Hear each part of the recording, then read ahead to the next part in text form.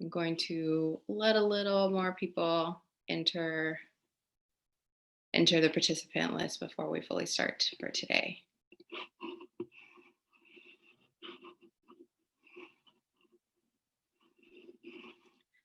And then Susan, can you share your screen for the slides?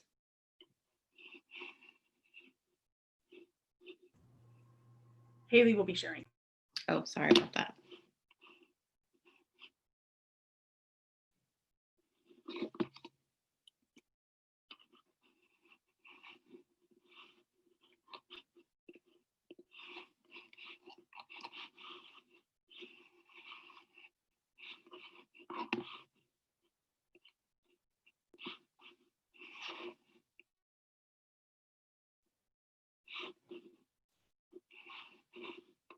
Haley, are the slides black on your end, or is that just an issue on my side?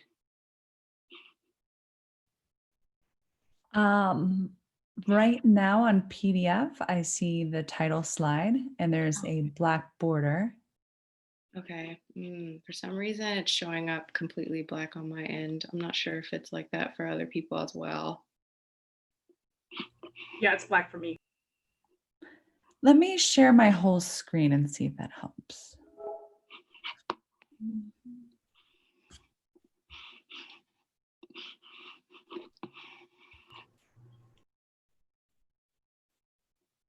Okay, perfect. Yes, excellent. Thank you, Haley.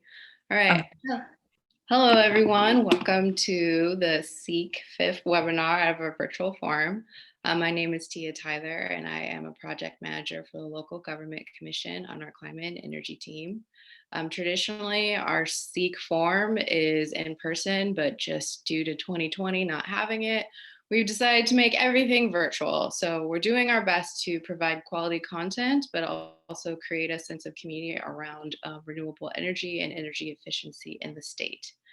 For today, our 5th webinar is going to be extreme heat resilience among disadvantaged communities in Stockton, and it's going to be presented by Indicia Consulting and the Rising Sun Center for Opportunity. Next slide, please. So first and foremost, we want to thank our sponsors. We have a lot of IOU partners. We also want to give a big shout out to BayRIN and SoCalRIN for providing financial sponsorship, and also our promotional partners listed below. We try our best to work with various networks throughout the state to truly create an inclusive community where people can come to learn together about renewable energy within California. Next slide, please. For SEEC, we have 2 more events scheduled up, and then we're finalizing our schedule. That once everything's finalized, you can go check it out on our website.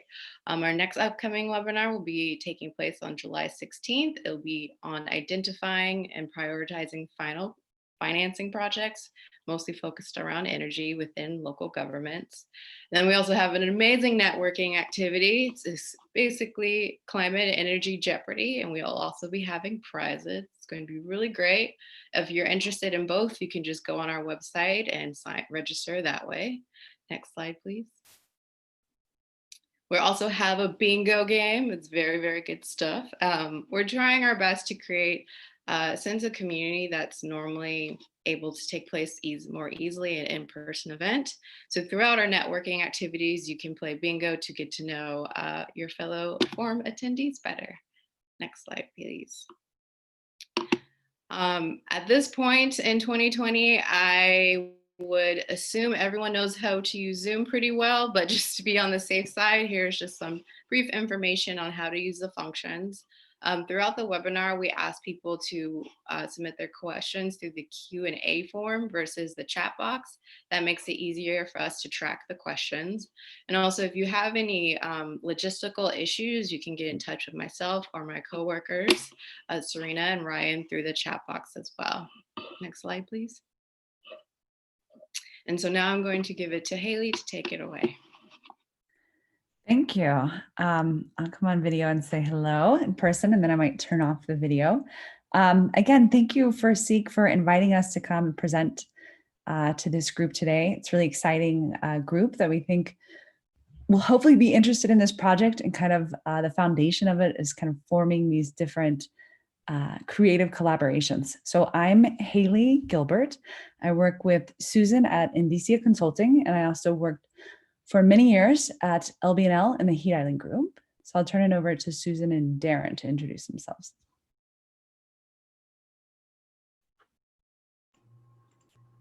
I will start my video as well. Hi, I'm Susan Mazur-Stommen. I am the founder and principal of Indicia Consulting, and I am a cultural anthropologist. And the goal of Indicia Consulting is to bring qualitative methodologies to treating sustainability issues.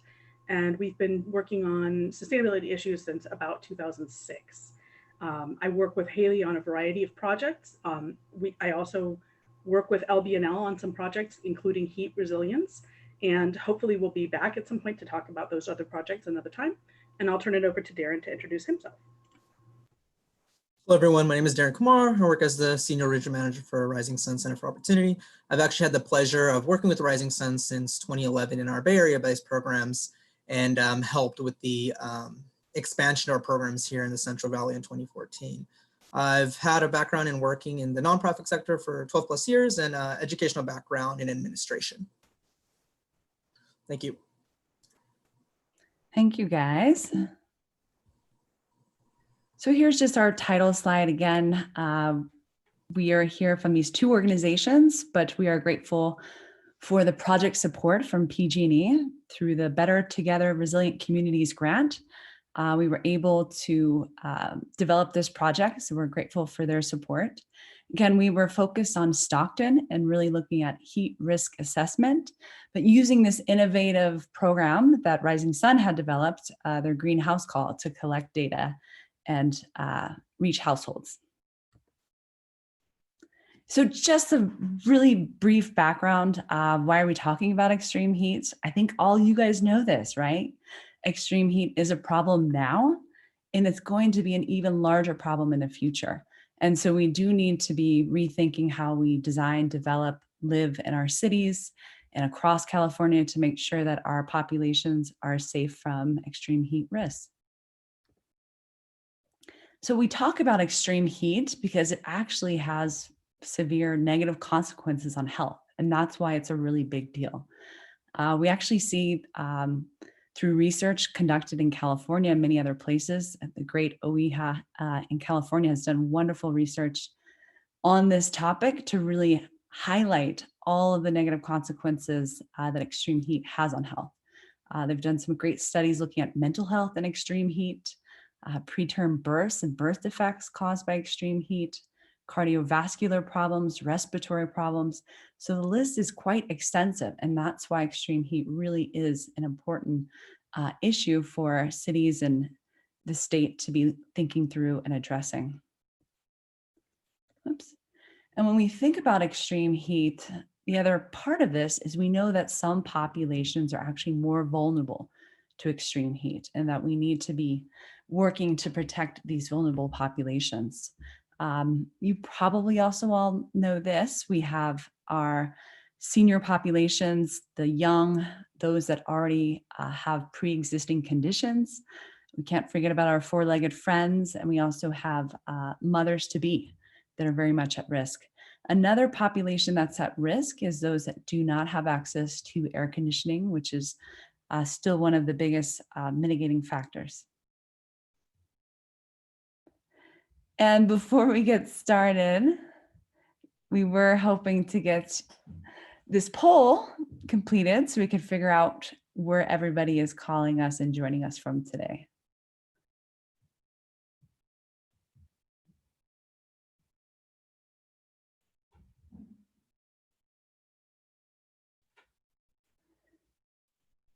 And we'll give it just one more second here and we'll close it. And we'll share the results. Thank you for populating this. So we have a diverse mix joining us today, but we do have a lot of folks joining from the Sacramento Capital region, which is great. That's very close to where this project was carried out in Stockton. Very helpful, but they are across the state. Thank you for that. Thanks for bringing that up. I think I got that one. So now we're going to talk about vulnerable populations, and we know that they are at risk when you're outside, but what we don't pay enough attention to, in my opinion, is understanding their vulnerability in their homes. And you're not always safe in your home. And why are you not safe in your home? It's because you actually can experience severe extreme heat in your homes as well. And why is that? It's because there are many homes that still lack air conditioning, either because they're an older building stock or they're in a climate that has actually become more hot as time has gone on. So initially they didn't have air conditioning. They also don't operate their air conditioning, which we found in a lot of situations where the energy bills are so high, they're trying to save money and they decide not to operate air conditioning, or they have air conditioning, but it's insufficient for their house. It's old, it's not working properly. They only have one in one room, not for the entire house. We also know that a lot of the homes across California and the residences are older. And the building codes that we now have today for new construction were not the same for older vintages. And we know that that allows for a lot more heat to enter homes. So that comes in the form of, poor wall insulation, poor roof insulation, darker colored roofs, poor windows, things like that, that actually allow heat to enter the home and actually stay in the home and not leave. We also know that what we do in the home can actually produce unwanted heat. And so that's things like using our oven without having good ventilation, actually just as a little heat box in our house, adding to an existing kind of heat problem. And this comes from a study that was done in California. The source is the calheat.org. And they were focused on what are the actions we can do now to reduce the risk to these vulnerable populations from extreme heat. And they identified some short-term ones that really spawn the basis of the project today. And that's increasing awareness of heat-related vulnerability, getting out to let people know that they are vulnerable. And the other one is identifying communities that are vulnerable to extreme heat events. And that's kind of what you start to see maybe from tools like Cal Enviro Screen, as you see in the bottom over here. But what we find from a lot of these tools that are starting to identify the communities that are at risk is there is a gap in the information that they are able to access. First, a lot of that data is presented at an aggregate level. It's looking at a community, it could be looking at a county. It's really based on a lot of census tract data, which really doesn't let us know what's going on in a household, how people are behaving, or what's, the other one is the lack of sources to understand what we call the home heat risk. And we kind of link that to adaptive capacity. So we need more information actually on the building itself, how people operate the AC, how people are living. Are people with curtains? Are they closing curtains? So understanding more about the home and how people are interacting with the home to understand their adaptive capacity, as we call it, for these heat risks. And so really to address these two data gaps that we found is to collaborate with Rising Sun's Climate Careers Youth Program to start to collect this data at a household level and really use that program to go inside the home to understand a lot of the home characteristics, the building characteristics, household characteristics, as well as the behavior, how these households are interacting with their home and how they're using AC and different tools like curtains to reduce and improve their adaptive capacity. We find that this program is actually a double win because we're able to get this great new enriched data, but we had some training with the youth who completed the program, the careers program. So they were trained on starting to identify vulnerable populations and what are the risks to these populations. And then when they actually went into the 800 plus households, they also presented some information to all of those households on the risk of extreme heat. So we found that it was kind of a double win. And so the rest of this presentation is going to go into more detail about what we found. And the next one we'll switch to Darren. who will tell us more about the Rising Sun program and the greenhouse call specifically. Thank you, Haley. Hello, everyone, and good morning. I wanted to share a little bit about Rising Sun, but more specifically, the Climate Careers Program. Rising Sun is a nonprofit that is at the intersection of workforce development and client resiliency. We currently have 2 year-round offices, which are located in Oakland and Stockton. And Rising Sun has been running these youth adult programs for the Climate Careers Program since 2000. It wasn't up until, I would say, 2014 where we actually transitioned to providing our services specifically to Stockton. Next slide, please.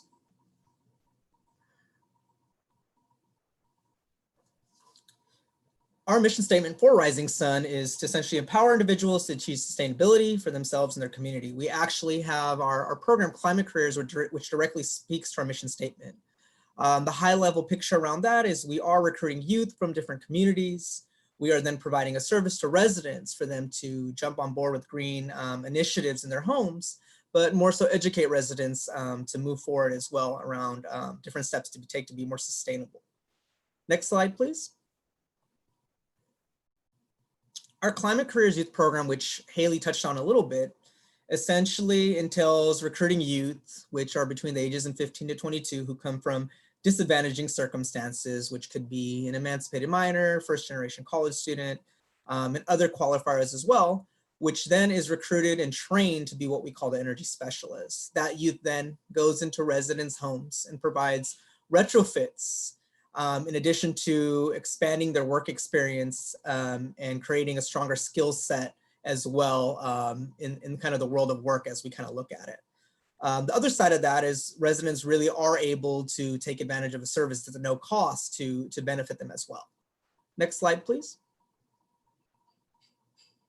The greenhouse call, as we kind of categorize our service, essentially has three components to it. One of them is that the youth will go in to the resident's home, which they go out in pairs. They'll go into the resident's home and they will go ahead and collect data, and this data could entail marking down if the resident has Energy Star appliances, indicating if the resident may have dual pane windows, and so on. In the basic home assessment, there's a tier of about 50 plus questions that are asked in the basic home assessment.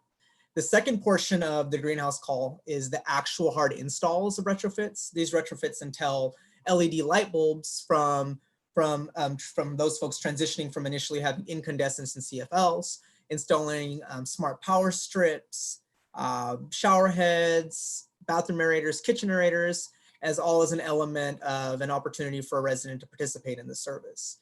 The third component of the greenhouse call entails sitting down with the client and educating them on different steps that they can take to be sustainable moving in the future. And that entails tips and guidance, such as, not running, your washer and dryer at peak hours, and other questions of other information of that sort. Another core part of the closing portion of the greenhouse call is the resources. So we definitely are there for the youth to educate residents on different resources and programs like ourselves for them to take advantage of for their best interest. Next slide, please. The residents that participate in our program are essentially gathered from a grassroots community outreach initiative. And these residents are folks that we identify at different events that we then kind of express of the work that Rising Sun is doing and the offerings that they can take advantage of. We do target specific populations, which vary from low to moderate income to senior citizens. And ultimately, though, the program is eligible for anybody that lives within the jurisdiction that we're providing our services to. Next slide, please. As you can see here, there's also just some basic data in reference to the workforce element and some of the findings we have with kind of the youth that we work with. As you can see, 91% said that this was their first green job, which is kind of one of the core initiatives of Rising Sun itself, is to really bring that exploration piece to young folks to then somehow potentially identify if working in the green industry may be an area of interest. Another piece is that we do have a recruitment initiative of trying to recruit youth where recruiting youth that this is potentially their first job. And we have a tier of 53% of youth from 2019 that kind of scaled and shared that information. And then 93% reported there was an increase in overall skill development.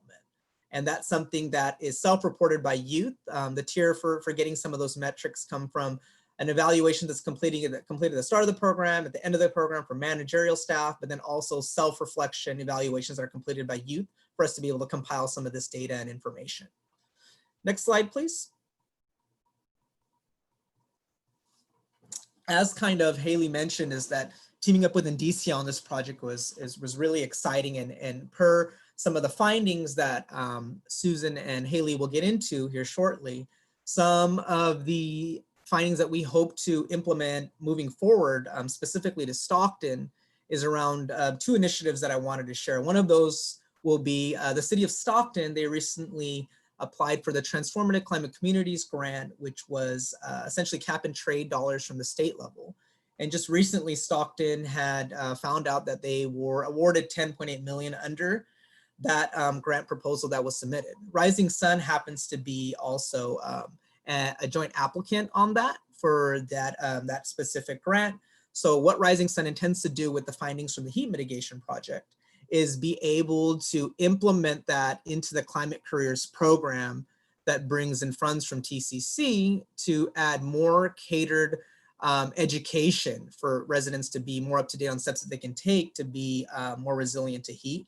Other elements of this project that we tend to use is exchanging and changing our offerings. As I kind of mentioned, as there were some particular items that we shared of light bulbs, power strips. So an opportunity here as we kind of cull through the data is potentially looking into offering residents blinds, or offering opportunities for residents to be more educated, or steps that they can take on these hot days and so on. Next slide, please. The other initiative is that Rising Sun is also part of the Rise Stockton initiative, which is a collective group of folks that are from the, that have an interest in the EJ sector, environmental justice sector, but also folks from city organizations that are part of this collective group. We hope to bring our findings from the research conducted with the heat mitigation project to also inform those ambassadors and their leaders to go and educate residents that they work with on the scale in reference to the population size that they're continually seeing every day, to be able to enhance and educate residents. But in addition, we hope to use these findings to partner with these folks, part of this collaborative, to pursue other grants and opportunities that directly help mitigate and speak to the findings in ways that we can really work in Stockton to create better opportunities for residents around heat resiliency. Next slide. At this time, I would like to pass it over on to Susan. Great, thank you, Darren. Before I start, I just want to check in. Do we have any questions for Darren? Number one, and also we are going to be asking a poll. We have 2 more poll questions coming up. One was we're interested in finding out if people are program implementers, because a lot of what we'll be talking about will be directly relevant to program implementers. So if you guys will take a moment and fill out this poll, that'll be helpful. And again, if there's any questions for Darren or for Haley's background, now's a great time to ask those questions.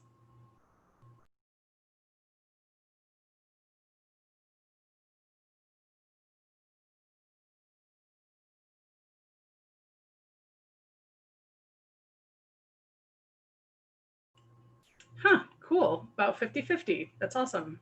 That's a great section. So program implementers, hopefully, and for everybody, hopefully this will be interesting to you. Were there any questions? Tia, were there any questions?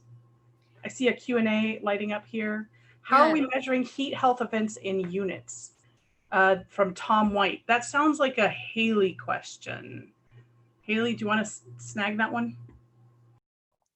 The research did not actually specifically focus on the heat events themselves, but there are a lot of different ways that you can identify what they call extreme heat events now. But our research focused, or I should say this project really focused on understanding more of the adaptive capacity and trying to identify vulnerable populations, less on the actual events themselves. I think the other question's for Darren. Darren, I think they're asking if you're going to be bringing any of this program implementation around heat to Oakland.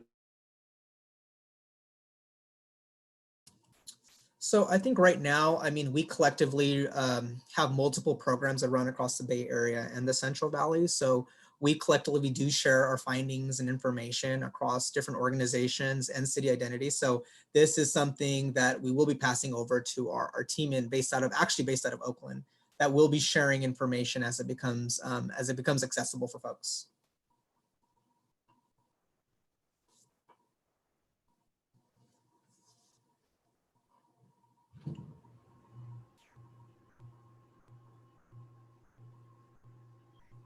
Okay, I think the last question, let's save that from Tom. I'm going to be presenting on some of the research.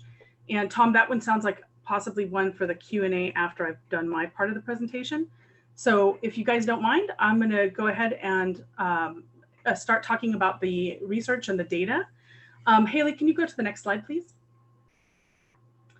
So first of all, a couple of things. I just want to talk a little bit about why this was really exciting. One of the reasons that this partnership with Rising Sun was so interesting to us, and I think to PG&E as well as a funder, was the fact that it's oftentimes really difficult to, number one, get inside the home.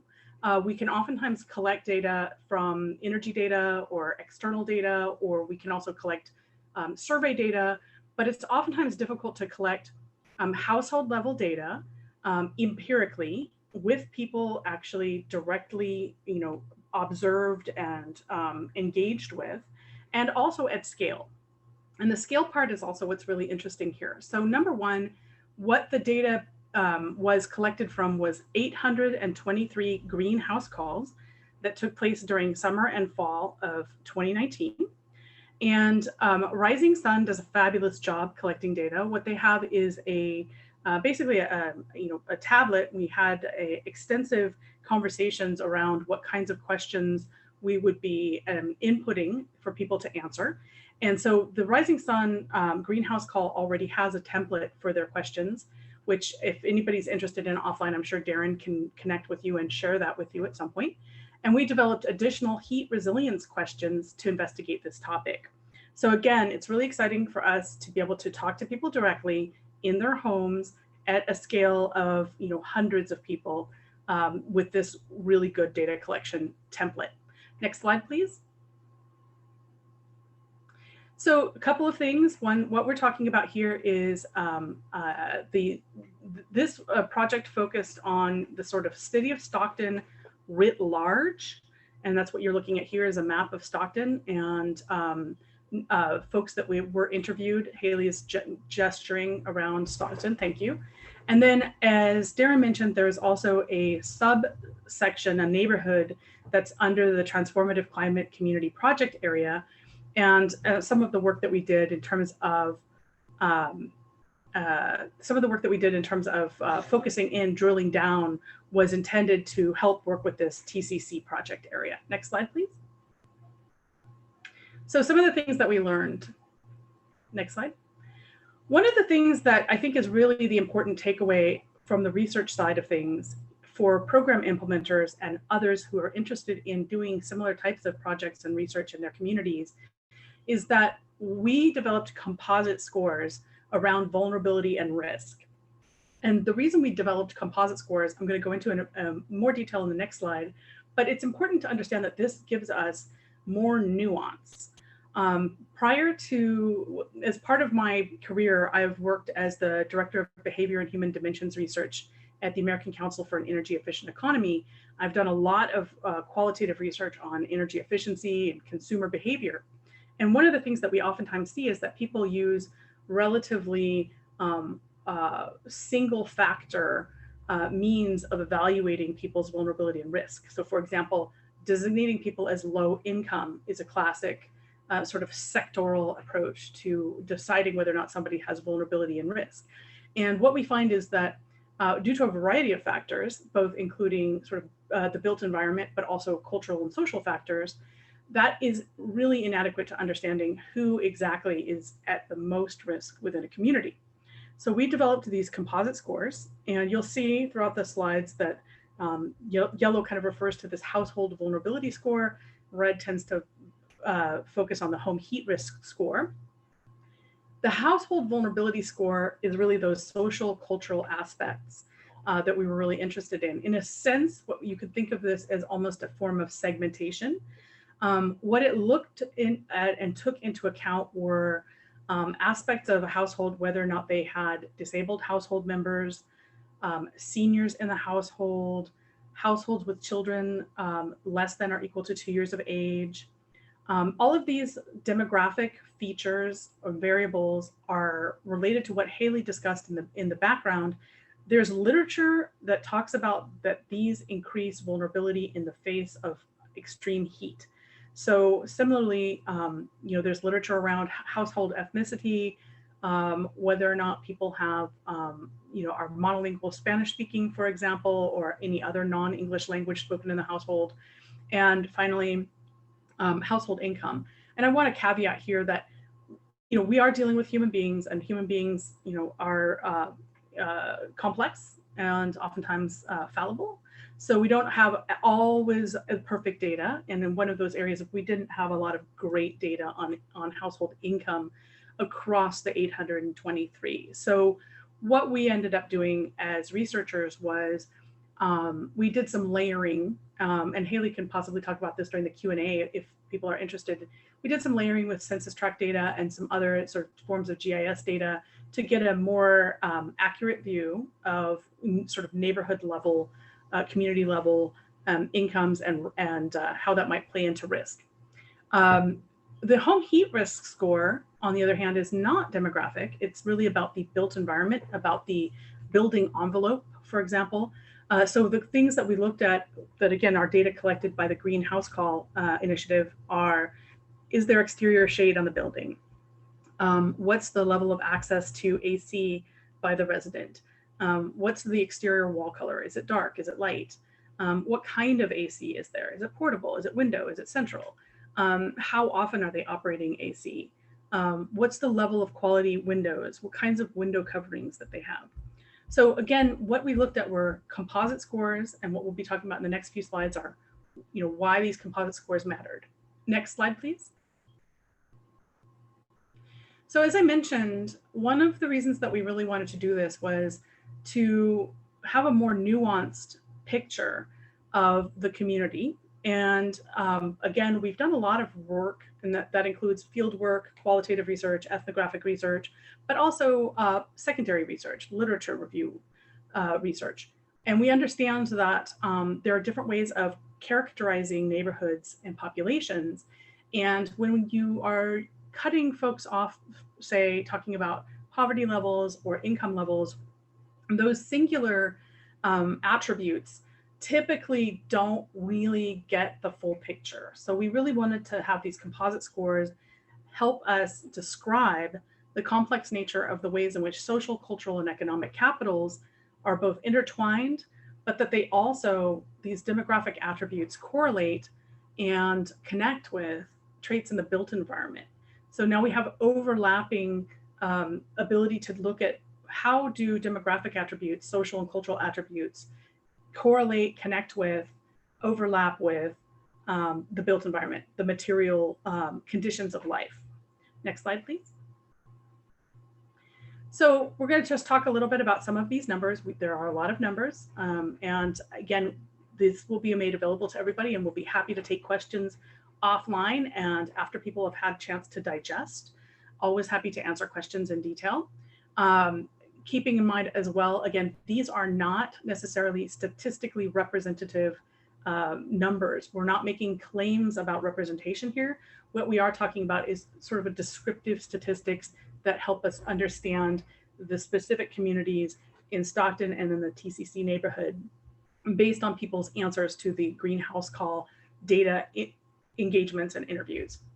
So number one of the things that we found that was good news is that most folks were in some ways less vulnerable than we had feared. What we found is that 16% had a household vulnerability score greater than or equal to 3. In other words, out of those characteristics that could lead to higher vulnerability, they only 16% had 3 or more sort of concerning scores. Everybody else was doing basically sort of okay. Next slide.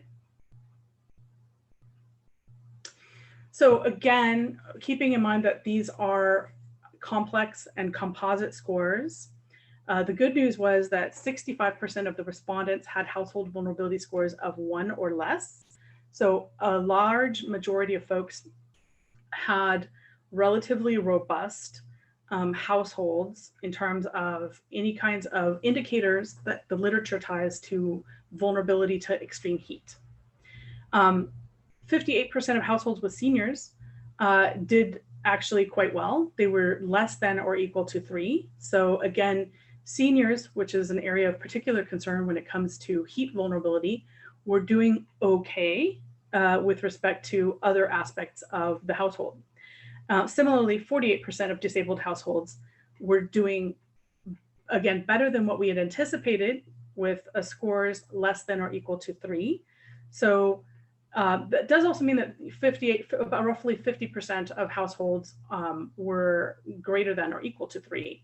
So it's kind of good news. It's better than we expected. It doesn't mean that it's great news, and it doesn't mean that there's no work that needs to be done. Next slide. So this is a map just showing the distribution of folks where there was a household vulnerability of, Haley, this is greater than 3, right? This is where the folks are. Yes. Okay, just making sure. And one of the things that we are looking at here is that we, as I mentioned earlier, Haley directed one of our research analysts in some GIS analysis, and we had anticipated seeing greater clustering in specific neighborhoods. Haley, do you want to say anything about the TCC cluster here? Yeah, well, one thing to keep in mind is you kind of have to have in the background the first map that we showed you that showed all the locations of the greenhouse call.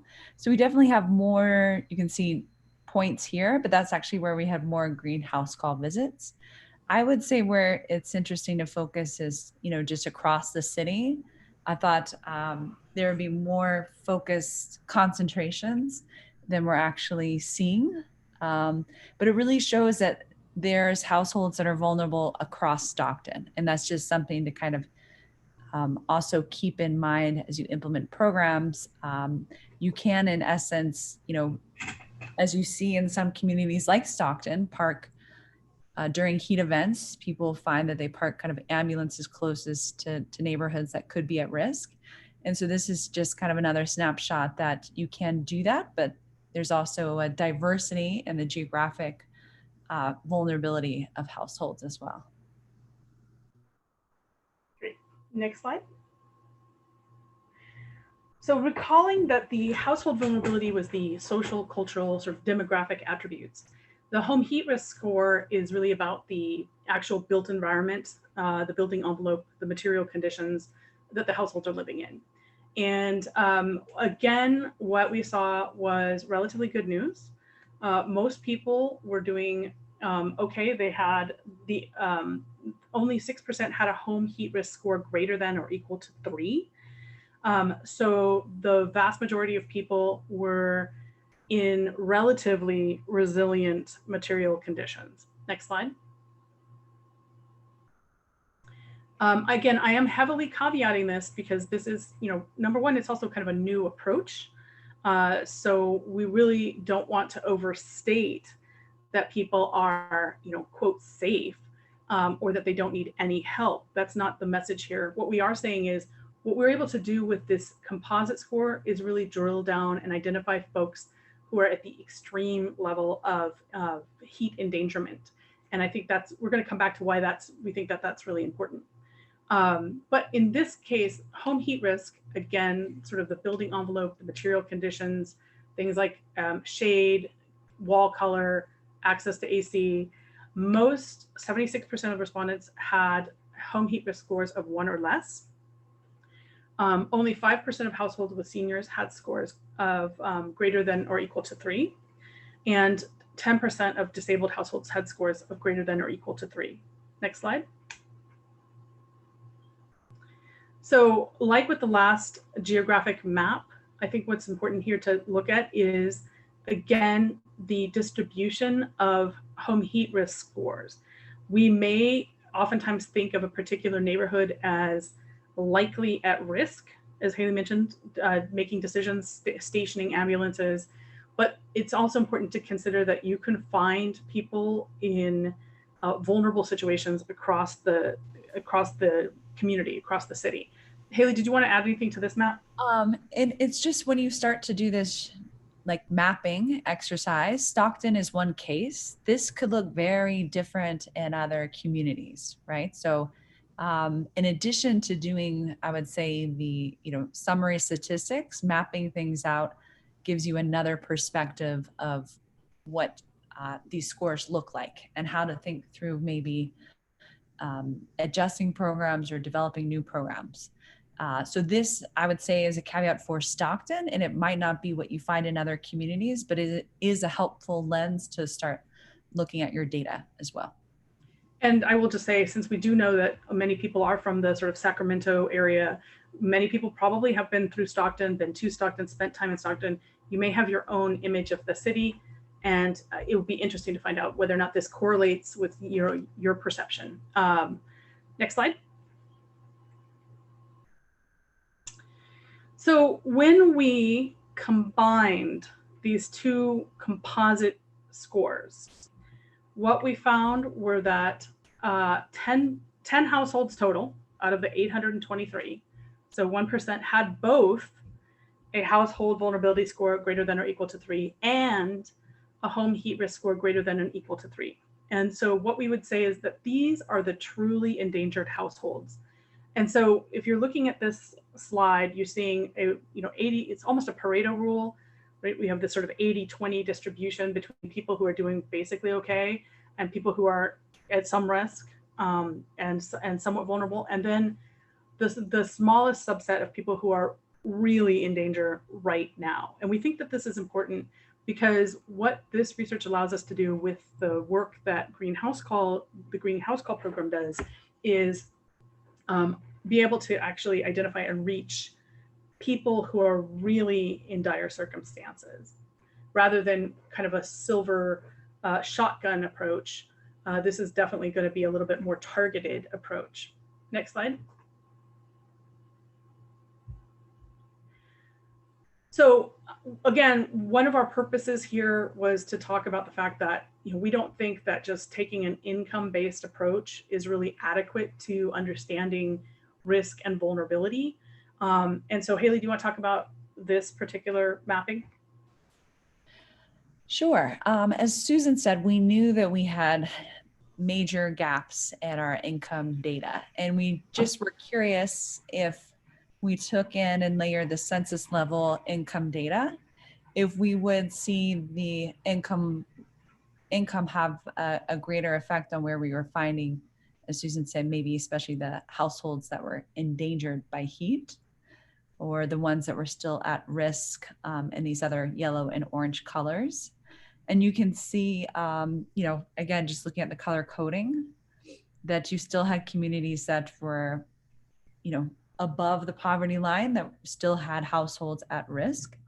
You can see that this would be kind of the areas in Stockton where the income, majority of the population is below the poverty line, and those do align, and there were folks that were at risk there. But you can see that the dots cross multiple green color gradients.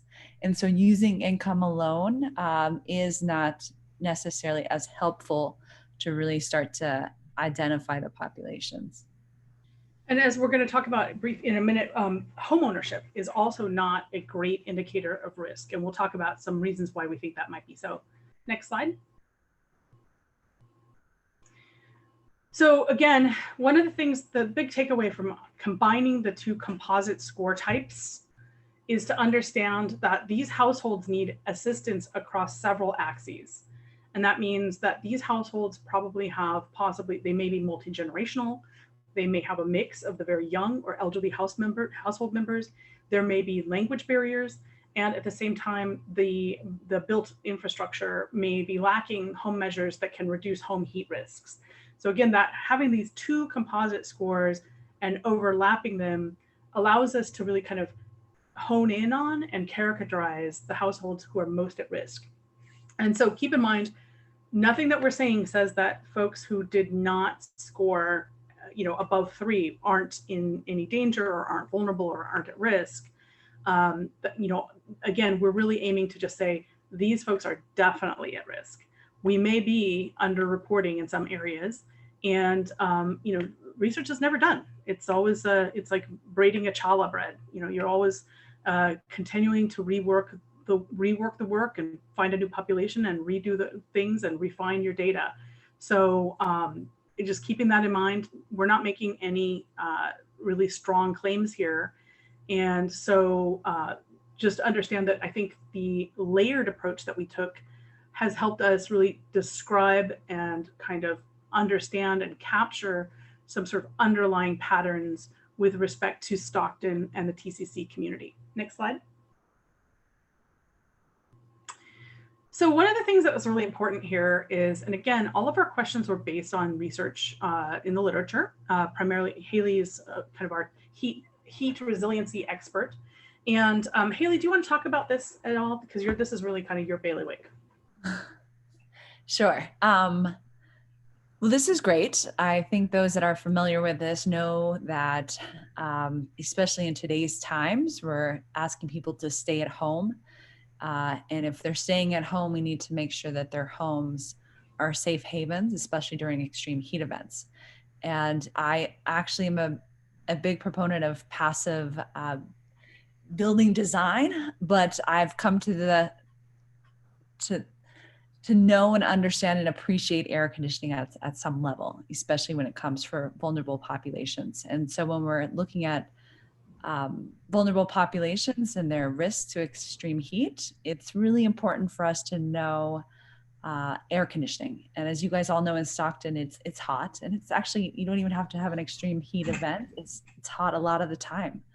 So we wanted to both understand who had air conditioning and what types of AC they had, because there is a lot of literature that says certain types of air conditioning perform better, they provide better cooling, things like that. And so that was something that we're trying to untie with this data. The one thing that just Susan said, and it's part of what we came into this project knowing, working with Rising Sun too, is we have these students out in the field collecting information to the best of their ability. We don't have a huge survey that we're doing. We can only add a few questions. And even sometimes we got a lot of what we call no information. So there was some questions that never got answered, and we never really understood why it wasn't answered. Does that mean that they didn't have AC, for example, in this point, or it meant that the question got skipped, they ran out of time? And so again, this information are kind of indicators pointing us in a direction. And so, no AC could swing from 6%, which is incredible, up to 20%, right? The good news is that 80% had air conditioning, and we have questions about how they're using it. And what was also amazing in Stockton, and not what we found in Fresno, where we have another project, is central air conditioning is highly present. It's in 73% of the households, and that's the air conditioning that's most associated with providing cooling to help reduce vulnerability during heat events. So that was impressive and a bit surprising for us as we continue to look at both Stockton and Fresno in a different project. Okay, go for the next one. I think I don't think we have to maybe spend a lot of time on each map. What do you think, Haley? So I've mentioned this before, and I just want to say that one of the things that's really important about what we did here, I think, with Rising Sun, is come up with a means, a template, a research format that allows people to identify the most vulnerable households, and that then what cities and program implementers can decide to do with that information is target them with specific kind of interventions or programs to help kind of uplift and remove risk and vulnerability from these households. And we'll come back to that in a little bit in more detail when we do the final takeaways. Next slide. So one thing, again, keeping in mind that's really important is always to be sensitive around data, personal proprietary sort of information. And at the same time, we're, kind of trying to walk a fine line between, that shotgun approach where you're sort of blasting communities with resources. And that means oftentimes, people have talked about means qualified programs where people have to either spend a lot of energy and resources to get the resources that they need, or where we're giving away lots of taxpayer money to people who don't necessarily qualify or need it. These are perennial problems for particularly communities and cities and municipalities that run programs. We understand that. And so we think that there's a place where we can say, okay, we can maybe do some more specific targeting and directing of resources as opposed to kind of a fire hose approach. At the same time, we are very much aware of keeping people's privacy secure.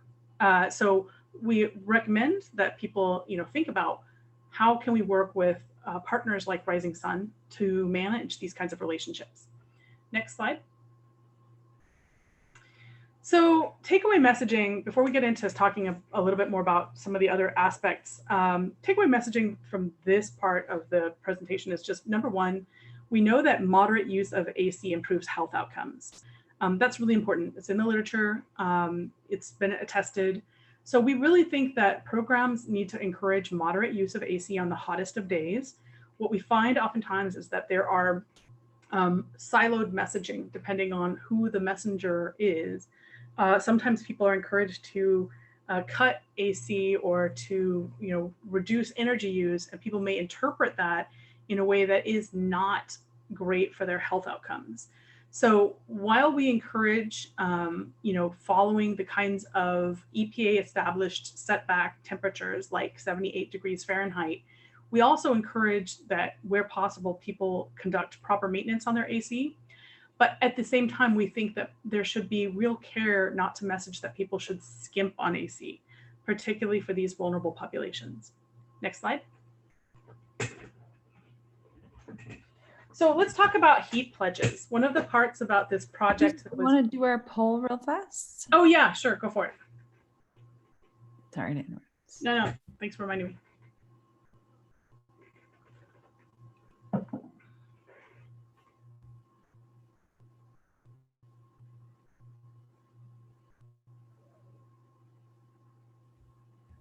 I'll take a sec here. We're really interested in finding out if people have used pledges in any programs, since we have about a 50% of the population here are program implementers. I'm going to be really excited to see what people have done or experienced. Okay, I'm going to close it.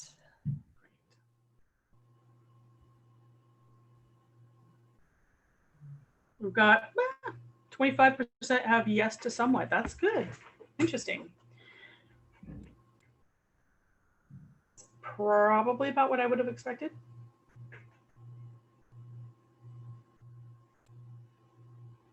Oh, do I have to close it on my screen or do you close it? I can't remember. Let's see. So number one, so one of the things that was fun for us to do is Rising Sun already asked folks to pledge for energy and water. And so what we were adding was a third pledge for heat resilience activities. And what this meant was when the greenhouse call is taking place, the respondent, the household member, is asked to select a pledge, and it could be energy, water, or heat.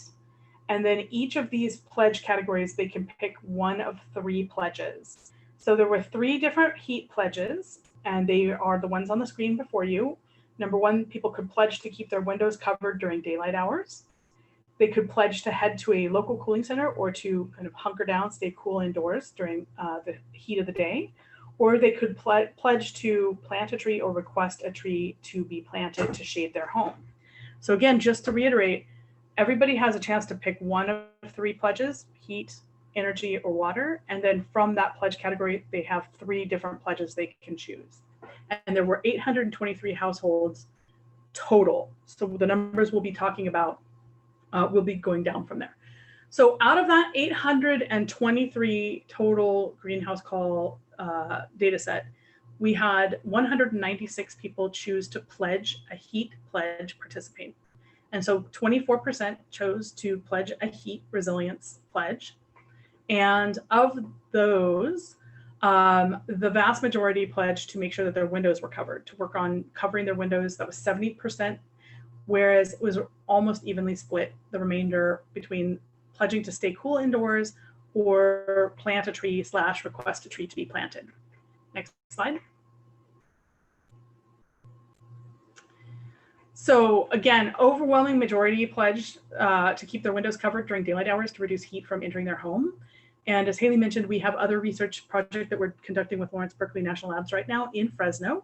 And that is something that we are finding with a slightly different data collection format. We conducted focus groups and in-depth interviews, and we're finding that people are really investing in blackout curtains of their own accord. And we think that this is one of those inexpensive options that could be generally encouraged and possibly subsidized. If you're a program implementer, people are already kind of taking the initiative to do it. They're relatively inexpensive. They're widely available. People have reported, picking them up at Walmart. So again, this is the most popular pledge, and it's one that people feel very comfortable with and is also effective. Next slide. So Haley, you want to talk about why you were interested in this particular overlap of data? Yeah, well, I'll fly through these. Really, the takeaway is, of those people that decided to take a heat pledge, was there any connection with them possibly being vulnerable or having a low home heat risk score? So it was, did they choose to take the heat pledge versus the water pledge versus the energy pledge? Maybe because they knew they didn't have AC, for example, and they thought, oh, that makes sense.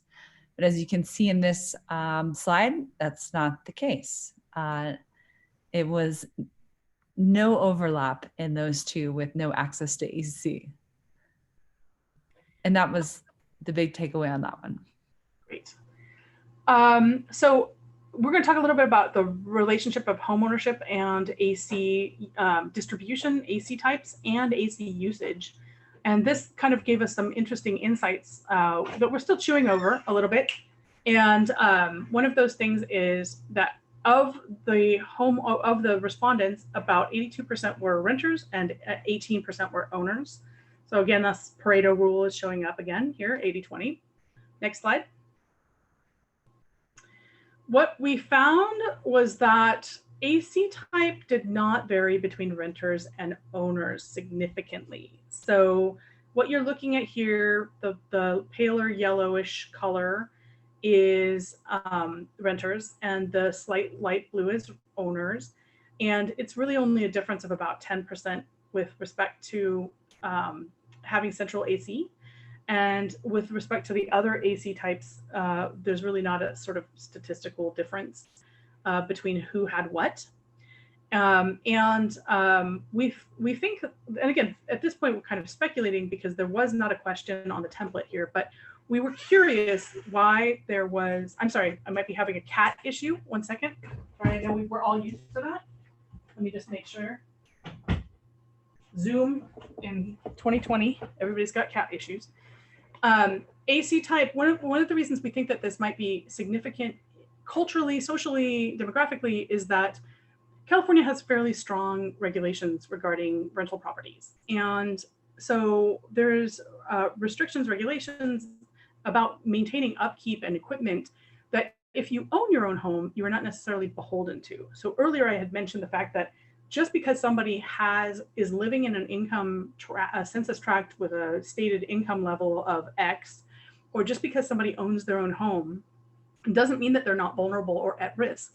What you could possibly have are folks who are, as they often say, house rich, cash poor, people who don't have necessarily the time or the liquidity to invest in AC maintenance, upkeep, purchasing new systems, etc. So this is us kind of just speculating on, extrapolating from the data that we're seeing, but there is not really a difference in terms of AC type between renters and owners. Was there anything else you wanted to add to this, Haley? Or The one thing that we just were thinking about the renters possibly is we didn't get a chance to fully investigate it either, but looking at who owned the rental properties and if they were part of larger kind of programs like specific maybe low-income housing programs where they do have actual regulations about how the facility is maintained and different maybe equipment that have been installed and upkeep. So it was just helpful to kind of parse the data this way to see what the differences could be. And when it came to AC type, which is surprising to what we found again in Fresno, there wasn't really a large difference between renters and owners when it came to central AC, which has more of the benefits to help with home heat risk. Okay, next slide. So I think let's skip through a couple of these, Haley, because we're running a little bit low on time. Similar to type, AC operation did not vary on home ownership widely.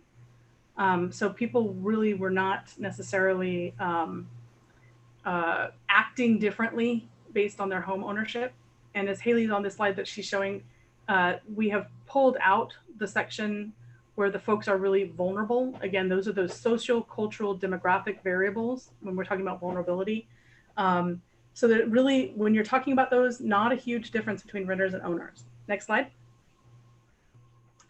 Similarly, home heat risk, which again is the material conditions, the building envelope, the external infrastructure, the risk really didn't vary by home ownership. So people, if you're a renter or an owner, you could find yourself in a house with similar risk scores. And again, this is important because sometimes programs delineate based on home ownership. And so sometimes programs are targeted towards folks who own their own home because they're going to be steady or because they're going to be able to, they're going to be projected to be there for a while. Sometimes people are aiming to subsidize renters.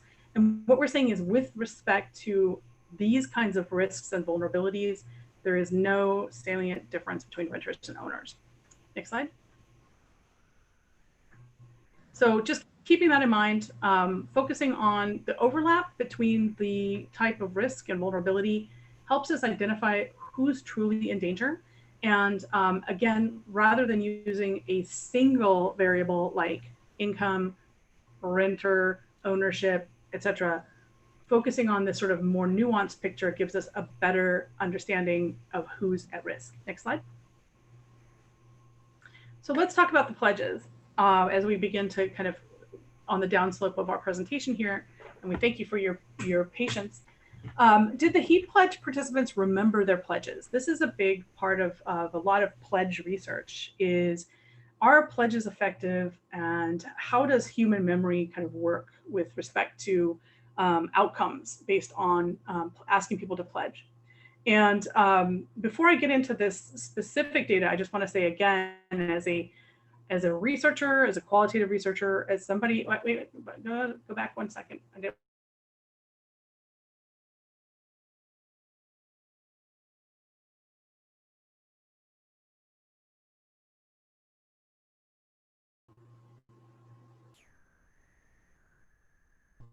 Well, okay.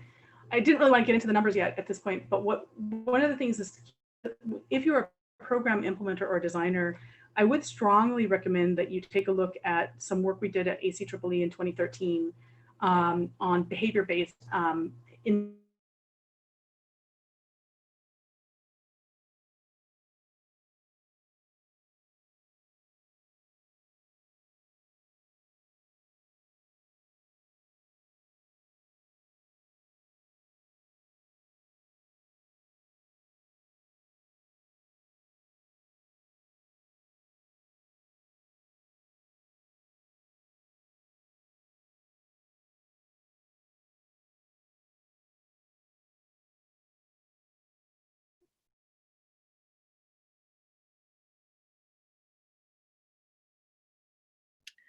Hi, Haley. Unfortunately, I think Susan had some interconnectivity problems and accidentally dropped off the call due to her Wi-Fi. Okay, then we just lost her. Okay. I will take it over from here until she joins us again and she can wrap it up. I was wondering what happened. Okay, yeah, me too. I think that's what took place. Okay. Thank you for letting me know. No problem. So we'll go to the next slide. One thing that we were able to do with working with Darren and Rising Sun is we knew that we had 196 households that took the pledge. And we were, again, very interested to see what was the impact of the pledges. If people remembered the pledges, if they recalled the visit, questions of that sort. So we developed a quick phone survey. We worked with Rising Sun to actually call all of those households, or I think we called 50 households. We targeted 50 and we got 39 of the households. And 28 of those households actually could recall that somebody from Rising Sun visited. And just so you know, when we had the phone survey, the first questions were trying to find the person that was there during the visit with Rising Sun. So it wasn't asking someone in the household that might not have been familiar. I'm back. Okay, you're back. Can you see the slide, Susan? Yes, I can. Okay, so I was just describing that this kind of bullet right here, that we asked to speak to the person that might have been there, in that 72% roughly said they could not recall the visit by Rising Sun. Yeah, and I don't know where I cut off personally, but what I was leading into just talking about this was to say that one of the things just to keep in mind is that when you're designing a program that has a behavioral component, I just wanted to stress to people that it's better to have multiple touchstones, right? And that I recommend people go to the ACEEE publication that we did on behavior, you know, the ACEEE 2013 paper on utility-run behavior-based programs, where we talk about having multi-layered approaches. So we're not necessarily saying that pledges don't work, but we are saying that pledges have some constraints, and we're seeing that in this data. So if people have worked with pledges, we saw 25% of the folks on the call have worked some with pledges. Just to keep in mind that human memory is fallible, and that's kind of what we're really seeing here is that, you know, 35% you know, recalled their heat pledge, but only 5 households. And again, this is a funnel, right? We start with 823 households, 196 did a heat pledge. Of those 196, we reached 39 via phone calls. Of that 39, we had 28 who could even recall the visit. So, you know, we're really getting down to only 5 households could correctly recall their heat pledge. Next slide. One thing to mention too is, as you saw, the greenhouse calls occurred in the summer and fall of 2019, and these phone calls occurred at the end of February of 2020. So, well, some of them went as far as into, I want to say late October, November. So really it's only 4 months later in some cases. Yeah, but a few months. A few months, yeah. So we had 8 households that followed up on their pledge. And what was interesting, however, was that even though only 5 households correctly recalled their pledge, of the 8 households that followed up on their pledge, they roughly followed up on their pledge in the same proportions as people had pledged. So people, you know, the most folks actually had used curtains and blinds to reduce solar heat gain, whereas it was roughly, the remainder was roughly divided between people who had looked into planting trees or people who had restricted their movements during peak hours. What we found during the phone calls, though, and the follow-up that was somewhat alarming, was that some people claimed that, yes, I followed up on our pledge and we turned off our AC. And I want to say that there was actually 4 households that said that, but we narrowed it down to 2 households that had connected it to the pledge. And this goes back to what we said before about messaging, that even though we had said nothing about cutting AC or reducing your use of AC or lowering energy usage during peak heat hours, folks had interpreted that they were supposed to somehow turn off their AC. Now, There's two parts to this, one of which is the fact that people are sort of quasi-inventing a pledge, and that is a thing that people do. And the other thing is that people are, some of which was, it's fine, they were leaving their home and they were turning off their AC and then they were returning and then they were turning it back on, and that's relatively safe. But again, we don't know where this messaging was coming from, where people were getting the idea that they should turn off their AC. Haley, do you want to say anything else about that? No, I think that's all. Okay, next one. And then what was interesting is we also asked people about if they could even remember extreme heat events during the summer of 2019, and they couldn't. So I believe 0 people, nobody could recall a heat event from the previous summer, and it hadn't been that many months. And in fact, there was at least 2. There was definitely one extreme official heat event in July, and that had been covered in the local news. But even more interesting to us was that there was a story during the first sort of extreme heat event in June of 2019, where a baby was found alive in a dumpster. And this was covered extensively in the news. So people had the summer was bracketed both in June and late July by 2 extreme heat events, both of which were covered extensively in the news. One of which was kind of anchored by this sort of scandal. And at the same time, these folks who had been visited by the greenhouse call, who'd made a pledge, had no memory of there being extreme heat. So to us, this is just really kind of important to understand and underpin, again, how malleable and fallible human memory is. And a lot of pledge/behavior research and justifications for including pledges rests on the idea that people are going to have some memory of making a pledge that they will act upon.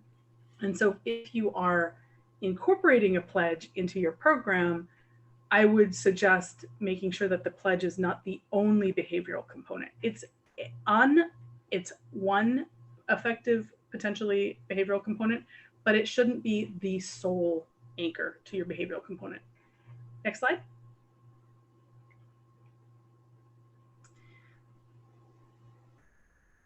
I don't remember what we wanted to talk about with this slide. I think it's just the final summary slide. This is the last one. It's pretty repetitive to what you said, so we don't actually have to cover it. Okay. I mean, the only one that I would say that we have to mention that's really just about health is this idea of fans, using fans. And for some reason that's on the slide. And, we work with a lot of researchers that focus specifically on fans, and we just have to be careful about using fans specifically. And we found this a lot more in Fresno than we found in Stockton, but folks using fans directly blowing the hot air onto them at a certain temperature, that becomes very dangerous and a health risk. And there is some research to say what that cutoff temperature should be. So it's just, again, being careful with messaging to both save energy, but to be responsible when it comes to their health during extreme heat.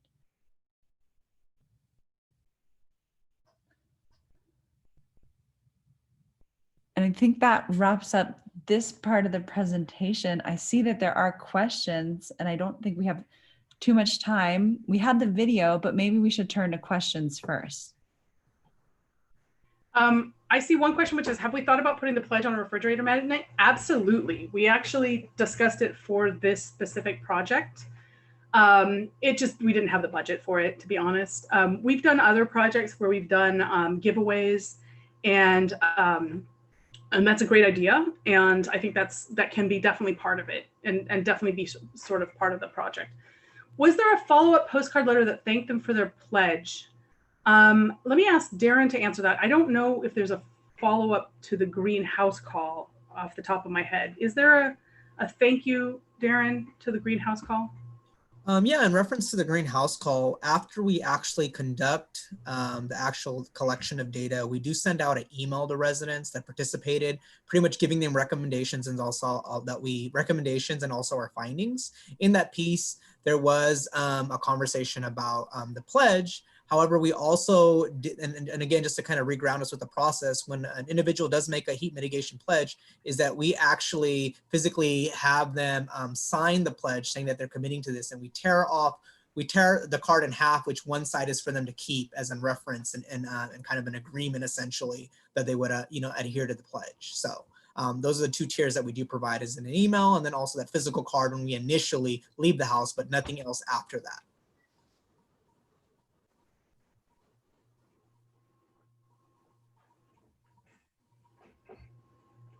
Good questions. Are there other questions for us? We still have a few more minutes.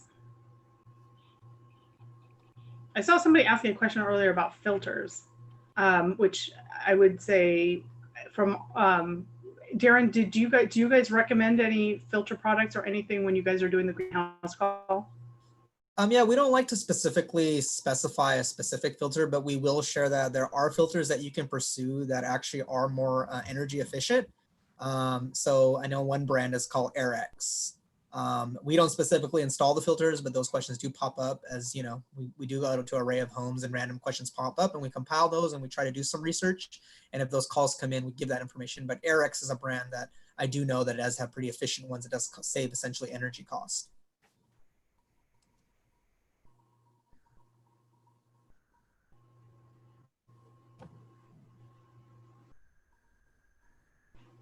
Other questions? We know we threw a lot at you guys. Yeah, I can go through some of the questions listed in the Q&A section. Allison asked, how are you all adapting your youth outreach component given COVID?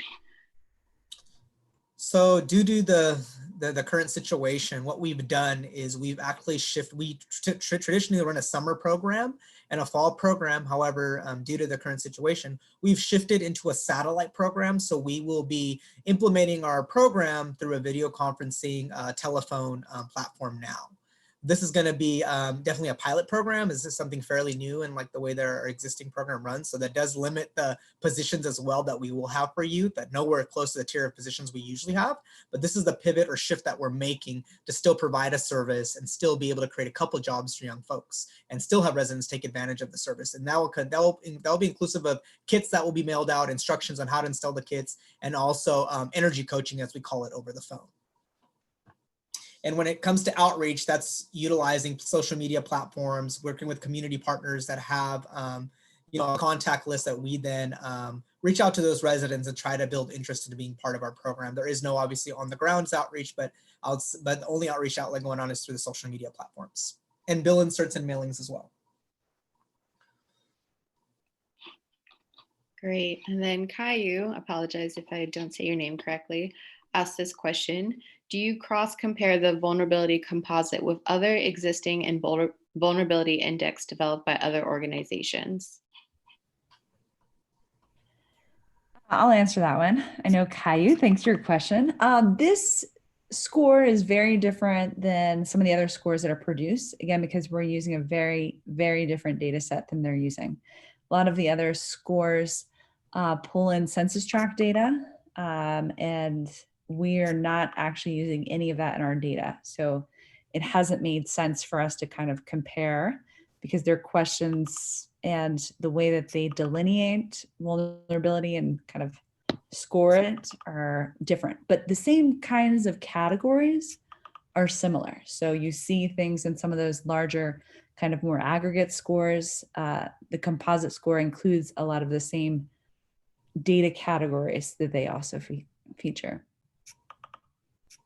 I will also say that I think it is important to understand that we, as a team, Indicia, with another colleague of ours who's not present on the call, developed the composite scores as a new proprietary instrument in that sense. So this is kind of our first time rolling it out, and I think it's really innovative.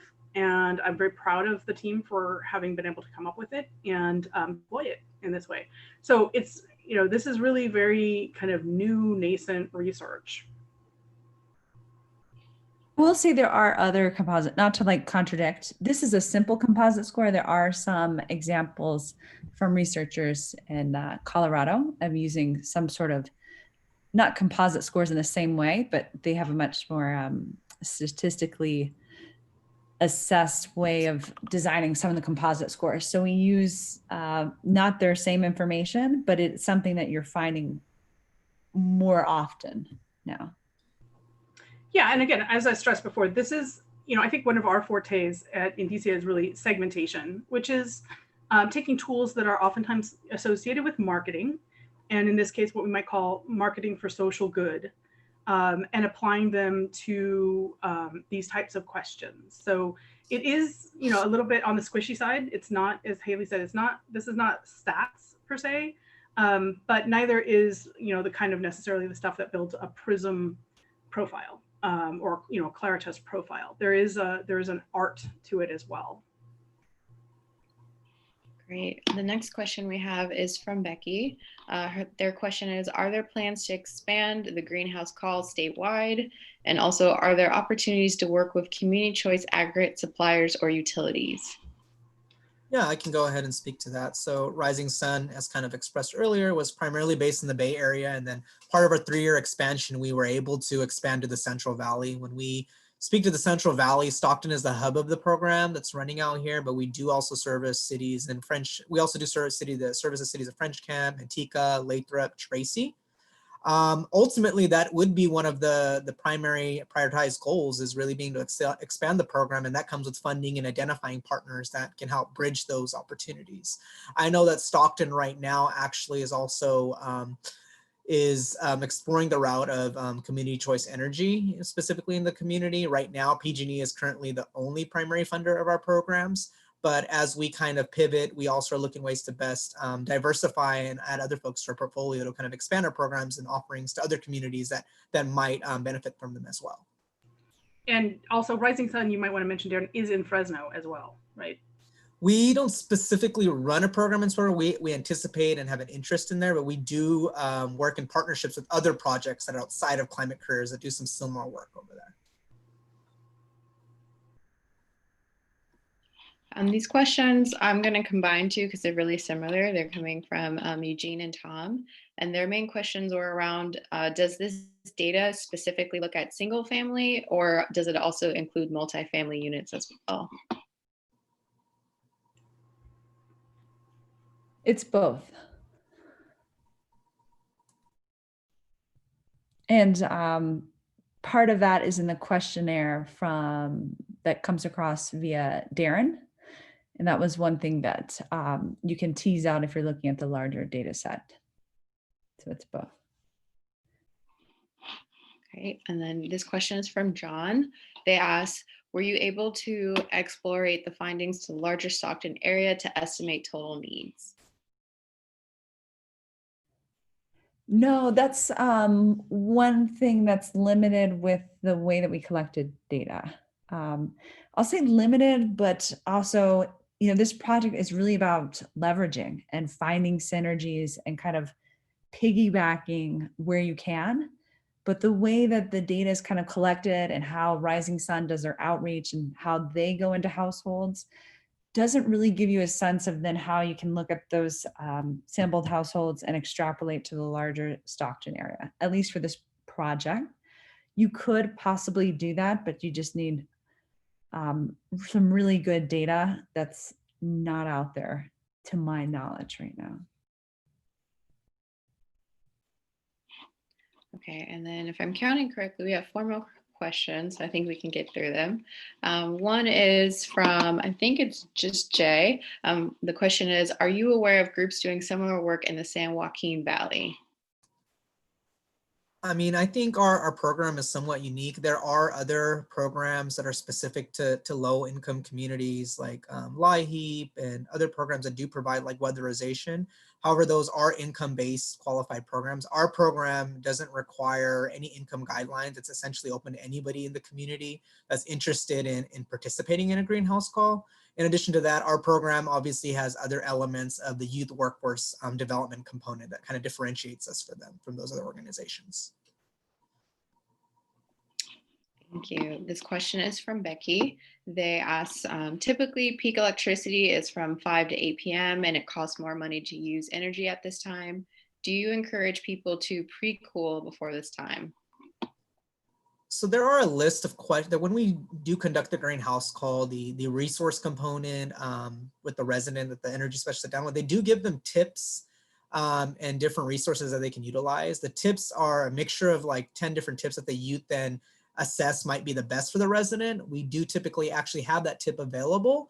However, every year we do a reassessment of the best tips that's the best fit for that year that the resident may or may not be aware of. So, but that's definitely good information to know, and it's something that will continue the spirit of sharing. Great. This question is from Susan. Their question is, the majority of people in our county do not have air conditioning. Do you have different messaging for these residents?